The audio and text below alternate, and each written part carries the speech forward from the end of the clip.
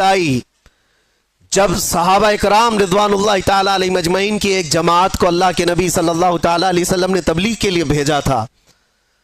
70 صحابہ اکرام میں جب وہ تبلیغ کے لیے گئے تھے، کفار و مشرکین نے دھوکے سے ان سارے صحابہ کو شہید کر ڈالا تھا. سارے صحابہ کو شہید کر دیا تھا اور 3 بچ گئے تھے. 3 میں سے وہ صحابہ کو قید کر لیا تھا اور قیدی ایسا بنایا تھا کہ 24 گھنٹے ان کی نگرانی پر بیٹھے رہتے تھے، زنجیروں سے باندھ کر کے صحابہ کو.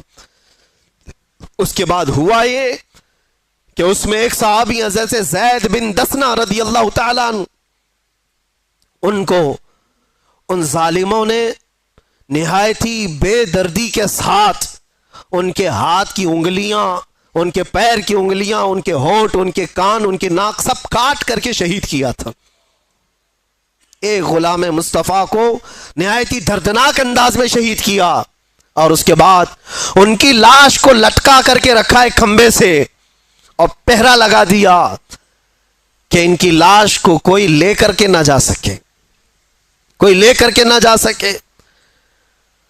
2 صحابہ تھے وہاں پر، زید بن دسنہ رضی اللہ تعالیٰ عنہ اور ایک دوسرے صحابی حضرت خباب بن الارت یا خبیب بن عدی رضی اللہ تعالیٰ، 2 میں سے کوئی ایک صحابی ہیں. اللہ کے نبی صلی اللہ علیہ وسلم مدینہ طیبہ میں بیٹھے ہیں. حضور پاک صلی اللہ علیہ وسلم نے فرمایا ظالموں نے میرے غلاموں کو شہید کیا ہے میرے غلاموں میں سے کوئی جو بچے ہوئے میرے ان صحابہ کی لاشوں کو لے کر کے آئے میرے پاس. 2 جری صحابہ تھے، حضرت طلحہ، حضرت زبیر رضی اللہ تعالیٰ عنہ. گھوڑا لے کر یہ 2 ہی لوگ نکلے تھے. تقریباً 500 کے قریب کفار جس کی پہرہ داری کر رہے ہیں، ان پہروں میں سے وہ صحابہ کی لاش کو لانے کے لیے صرف نبی کے 2 غلام نکلے تھے. انہوں نے کہا ہم لے کر کے آئیں گے. اور جب یہ 2 صحابہ نکل کر کے آئے تھے، رات میں بھی اور دن میں بھی پہرے داری میں بیٹھے ہوئے ہیں کفار و مشرکین 2 صحابہ کی لاشوں پر. اب سوچیے آپ، رات کے وقت یہ پہنچے تھے دونوں صحابہ، اور جیسے یہ قریب گئے تو دیکھا پورے تلوار سوتے ہوئے پہرا دے رہے ہیں. ان دونوں صحابہ نے اللہ کی بارگاہ میں عرض کیا کہ مولا، ہمارے پاس نہ تلوار کی طاقت، نہ بھالے اور نیزے کی طاقت، ہمارے پاس صرف ایمان کی طاقت ہے. ہم تجھ پر یقین رکھتے ہیں اور تیرے نبی پر ایمان رکھتے ہیں. تو اگر مدد نہیں کرے گا تو دنیا ہم سے کس طرح کا سلوک کرتی ہے. دیکھا یہ دونوں صحابہ دعا کر رہے تھے، وہ سارے کفار و مشرکین کو اونگ لگ گئی، نیند لگ گئی.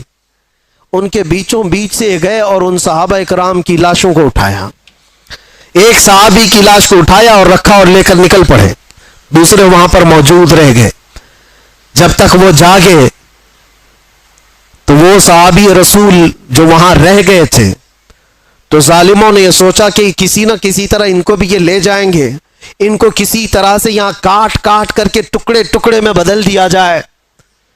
تو جیسے ہی اس بری نیت کے ساتھ قریب آئے، شہد کی مکھیوں کا ایک چھتا پورا اس صحابی کے اطراف لگ گیا. اتنی خطرناک مکھیاں آ گئیں. وہ صحابی رسول جن کی لاش وہاں پر موجود ہے، پوری مکھیاں، شہد کی مکھیاں. اور کفار و مشرکین میں سے کوئی قریب جاتا تو اتنا ڈنک مارتی تھی کہ وہ سوج جاتا تھا اور زہر چڑھ جاتا تھا. وہ شہد کی مکھیوں سے خوف کھا کر سارے بھاگ گئے. اس صحابی رسول کی جسم کو، ان کی لاش کو کوئی ہاتھ نہیں لگا سکا، ہاتھ نہیں لگا سکا. یہ واقعہ میرے ذہن میں آنے لگا کہ یہ رب تبارک و تعالیٰ کا دستور ہے، اپنے حبیب کے غلاموں کو کبھی شہد کی مکھیوں سے اور کبھی چونٹیوں سے حفاظت کرتا ہے. جب وہ اپنے نبی پاک کی حفاظت غار ثور میں مکڑی کے جالے سے کرتا ہے تو اے غلامان مصطفیٰ، کیا تمہارا ایمان کمزور ہے؟ اگر رب چاہے آج بھی تمہاری حفاظت صرف ہواؤں سے فرمائے گا، صرف ہواؤں سے فرمائے گا. بڑے بڑے نمرود آئے اور بڑے بڑے فرعون آئے جن کو اللہ تعالیٰ نے ہلاک و برباد کیا. نمرود کو ایک مچھر سے اور فرعون کو صرف پانی سے غرق کیا. اور انتظار کرنا، ہمارے دور کے فرعون کے لیے بھی کوئی مچھر ضرور آئے گا. ہر دور کے نمرود اور ہر دور کے فرعون کا انجام وہی ہوتا ہے جو اس کے ظلم کا انجام ہوتا ہے. اس لیے کہ قرآن میں اللہ تعالیٰ فرماتا ہے وَمَا اللَّهُ بِغَافِلٍ عَمَّا يَعْمَلُ الظَّالِمُونَ، اللہ تبارک و تعالیٰ ظالموں کے کام سے بے خبر نہیں ہے، ہر چیز دیکھ رہا ہے. انما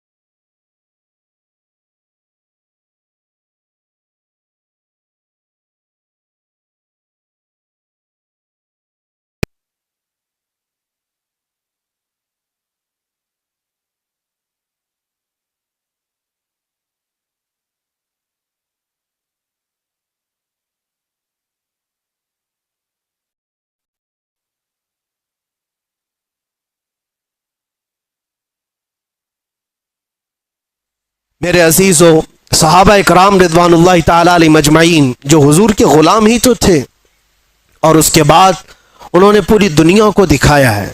مدینے سے وہ نکلے تھے، صحراؤں میں رہنے والے ہیں، بادیہ نشین چٹائیوں پر بیٹھنے والے ہیں، اور پیون لگے کپڑے پہننے والے ہیں، پورا دن ایک کھجور کی گھٹلی پر صبر کرنے والے ہیں، پانی کے نام پر 2 دن تک قلت کا سامنا کرنے والے ہیں، اور جن کے گھروں میں ایک بار گوشت کا ایک ٹکڑا آ جائے تو پورے مدینے میں گھومتا تھا، پورے مدینے میں گھومتا تھا. یہ وہ جماعت ہے صحابہ کی.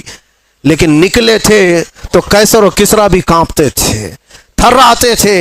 جانتے ہو روم اس وقت کا پاورفل ملک تھا.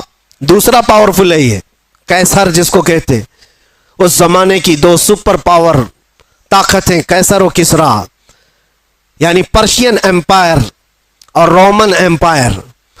روم کو فتح کرنے کے لیے جب آمنا سامنا ہوا تھا تو کس کا ہوا تھا؟ اللہ کے شیر سیف اللہ المسلول خالد بن ولید رضی اللہ تعالیٰ عنہ. اور ان کے سامنے جو صلیبی آئے تھے، جو دشمن آئے تھے، انہوں نے پکار کر کے کیا کہا تھا کہ یہ کون سے غلام آئے ہیں؟ یہ عرب والے لوگ آئے ہیں، یہ بدو لوگ آئے ہیں جو کھجور کھا کر رہتے ہیں. تانا مار رہے تھے. ان کے پاس 4 لاکھ کی فوج تھی. خالد بن ولید سے انہوں نے کیا کہا تھا کہ تمہارے پاس سبزی کاٹنے کی بھی تلواریں نہیں ہیں، تم جو لے کر کے آئے ہو. خالد بن ولید نے جواب میں صرف اتنا ہی کہا تھا، اے عیسائیو، تمہاری فوج جس طرح شراب کو پسند کرتی ہے، ہماری فوج شہادت کو پسند کرتی ہے. یہاں وہ جذبہ لے کر کے آئے ہیں، تلواریں نہ دیکھو، بھالے نہ دیکھو، نیزے نہ دیکھو، ایمان لے کر کے آئے ہیں، یقین لے کر کے آئے ہیں. عزیزان گرامی وقار، میں کل ملا کر کے ایک ہی بات کی طرف فوکس کرنا چاہتا ہوں. ان کے جو ہم غلام تھے، خلق کے پیشوا رہے. تم سچی غلامی میں آ جاؤ، تم امت مصطفیٰ ہو. اللہ تعالیٰ نے قرآن میں تمہیں خیر امت کہا ہے. کیا آج کسی جوان کو یہ زیب دیتا ہے کہ اس کے ہاتھ میں شراب کی بوتل ہو، تاش کے پتے ہو؟ اس کی جوانی کیا اس کام کے لیے بنائی گئی ہے کہ وہ جوان لڑکیوں کی عزت کو تار تار کرتا رہے، صرف اپنی خواہشات کے لیے، اپنے نفسانی کا تکمیل کے لیے وہ عورتوں کے پیچھے رہے، لڑکیوں کے پیچھے بھاگتا رہے؟ نہیں نوجوان، تجھے اللہ تبارک و تعالیٰ نے محمد عربی کا شیر بنایا. ساری دنیا تیرے قدموں میں ہے، ساری طاقت اللہ تعالیٰ تیری طرف پھیر دے گا. شرط یہ ہے کہ تو حضور کی بات کر کے دیکھ. آج حیرت ہوتی ہے، میں تم میں سے ہی ایک آدمی ہوں، آپ میں سے ہی ایک آدمی ہوں، میرے سر پر کوئی پر نہیں لگے ہیں، اور نہ ہی میں آسمان سے اترا ہوا، نہ زمین سے نکلا ہوا.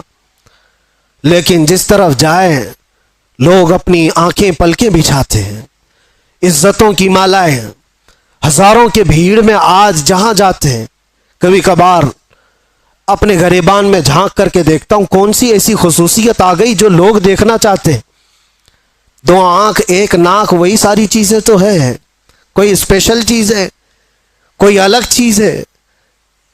سب کچھ تو وہی ہے، لیکن یہ لوگوں کا ہجوم ہر طرف سے امڑ کر کے ایک آدمی کو دیکھنے کیوں آتا ہے؟ میرے عزیزو، یہ بات سمجھنے میں آپ کو بھی اندازہ ہو جائے گا، یہ بات صرف انسان اور ایک آدمی کی نہیں ہوتی۔ محبتیں دلوں میں ڈالنا یہ انسان کے کمال کا کام نہیں ہے، یہ اللہ رب العزت کے فضل سے ہوتا ہے۔ وہ جب چاہتا ہے تو پورے انسانوں کا دل ایک طرف پھیر دیتا ہے، اور کس کے لیے پھیرتا ہے؟ وہ دیکھو، ان کے جو ہم غلام تھے، خلق کے پیشوا رہے، ہمیں آج یہ احساس ہے، آج لوگ جو پلکیں بچھاتے ہیں یا عزت کرتے ہیں تو وہ اس لیے نہیں کرتے کہ تمہارا لباس اچھا ہے، یا تم بڑے خاندان کے ہو، یا تم کسی سیاسی پارٹی کے نیتا ہو، چار پیسے ہمارے لیے بھی کام کر جاؤ گے، نہیں، دور دراز بیٹھے ہوئے لوگ۔ میرے عزیزو، میں آپ کو کیا بتاؤں، امریکہ میں رہنے والے کئی ایسے خاندان ہیں جن کو میں جانتا ہوں، ہم یہاں اندر موجود ہیں، وہ 3 مہینے سے اللہ کی بارگاہ میں نظر کے روزے رکھ رہے تھے، وہ عورتیں بھی، وہ بوڑھی خواتین بھی، وہ بچے بھی، جن کو ہم نے کبھی دیکھا نہیں، کبھی ملاقات نہیں کیا، ساتھ سمندر پار بیٹھ کر کے ایک فقیر، ایک نبی پاک کے غلام کے لیے اگر کوئی دعائیں کرتا ہے اور اپنے دل میں محبت محسوس کرتا ہے تو یہ ڈالا کس نے اور کیوں ڈالا؟ یہ 2 پوائنٹ ہے۔ ڈالا ہے رب ذوالجلال نے، اور کیوں ڈالا؟ صرف اس لیے جب تک بکے نہ تھے تو کوئی پوچھتا نہ تھا، یا رسول اللہ تم نے خرید کر ہمیں انمول کر دیا۔